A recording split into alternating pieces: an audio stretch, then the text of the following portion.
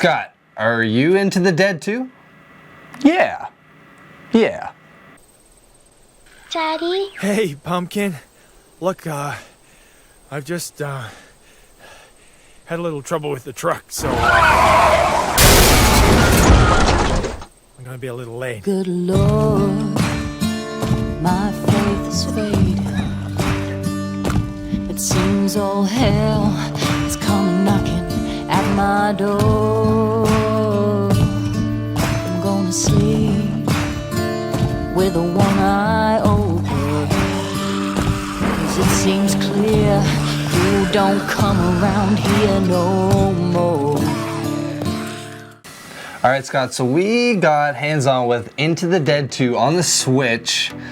So this is kind of a cool game. I've never played a game like this actually on console, and for me, I think it's very fitting for handheld. It's kind of this, almost like a mobile game where you're just continuously on a path, and you got zombies chasing after you, and you have to just shoot them and clear the mission. That's the premise of the game. Now you're onto something there, because it was a mobile game originally. So now we're seeing this ported to the Switch with DLC on the way and the gameplay just the same, but the graphics kind of enhanced. So in this game, it's a lot of different levels that bring you through these kind of challenges where you have a gun or two and you got to get to the end of a certain distance. It might be half a kilometer, it might be a kilometer and a half, it might get it's bigger. usually around the 2,000 feet. They do it like that. That's true, it is in American feet, so a little bit off there. But the distance you gotta cross is loaded with zombies. And sometimes they're obvious and they're in their way. Sometimes they stand up out of bushes and they just come at you. Sometimes you're running through bushes and cornfields. It got really, grass, man. yeah, it got really interested with that. But the motion that you have is just forward. You're always moving forward. You can't slow yourself down at all. You can't rush forward or anything. You can just go left or right. And that's kind of how you maneuver through the world.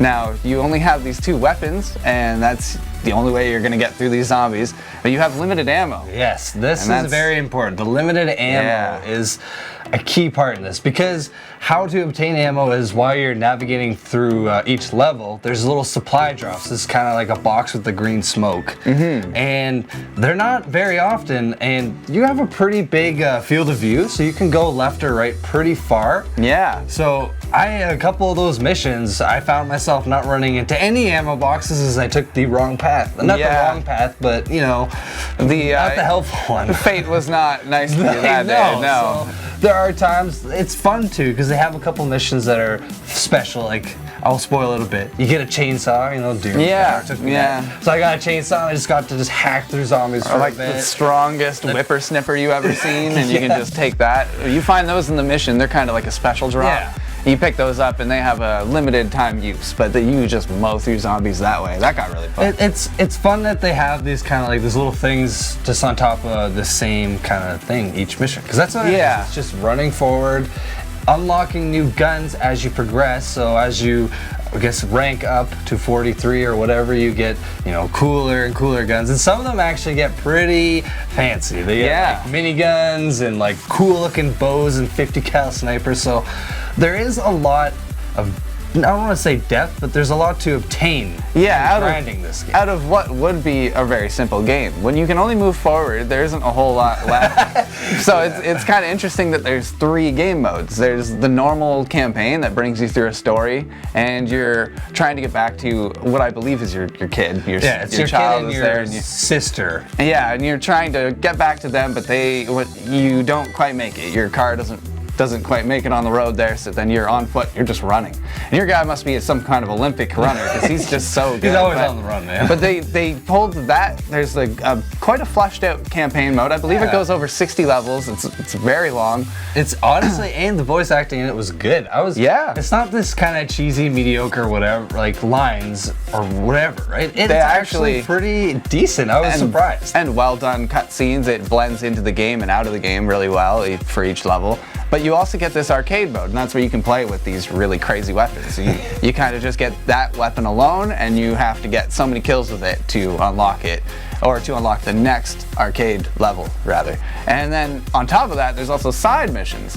So this kind of side story, you get to level 17, you unlock the first one, and it just kind of goes over like a different kind of scenario, different kind of weapons. It's just a separate kind of thing from the main game, and they're also bringing DLC to it. So there's going to be a Ghostbusters DLC. That actually looks pretty cool. There's going to be a Romero. Quite a bit of weapons. They're actually going to add some Ghostbuster guns and some monsters and stuff. So that's kind of cool. It's paid, but not too much money. They're not asking for a lot for the DLC. But this is a big this but. is kind of the big but. The game itself is kind of expensive in my opinion for something that it looks good, it's got some cool story, but for a game that's just moving straight forward, $50 Canadian is a lot. Yeah, well, considering that that's kind of almost the price point where the AAA games fall to. Yeah. And this isn't exactly a AAA game, it's a mobile game, it's the second in the series. It's an odd one to kind of have such a price like that. Yeah. That was kind of surprising, but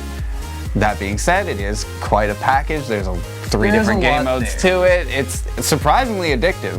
And after you get through a couple of these levels, you really do end up really enjoying your time mowing these zombies down. And instead of running away from the fights, you kind of run into the fights and just get as many kills as you can. And I had a good time with this game. Yeah, me too, man.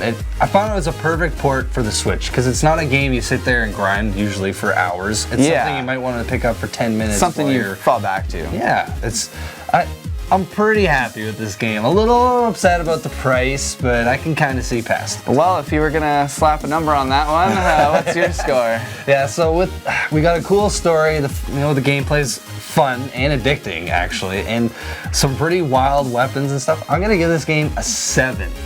Yeah, a hard number to judge with the price and everything. Yeah, I'm gonna give it a 7. It's a hard one to judge. Exactly, you're right about that one. Now, I have to agree because it's just kept bringing me back in. I'm a little higher than you though. I like the value in this game. I see the value there despite the price. It's addictive to me and I keep coming back. I gotta give this one an 8. Nice.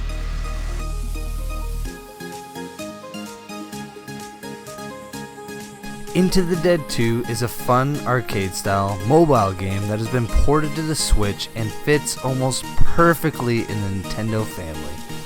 While seeming somewhat hollow at the start, it really evolves into a game that you can spend hours grinding.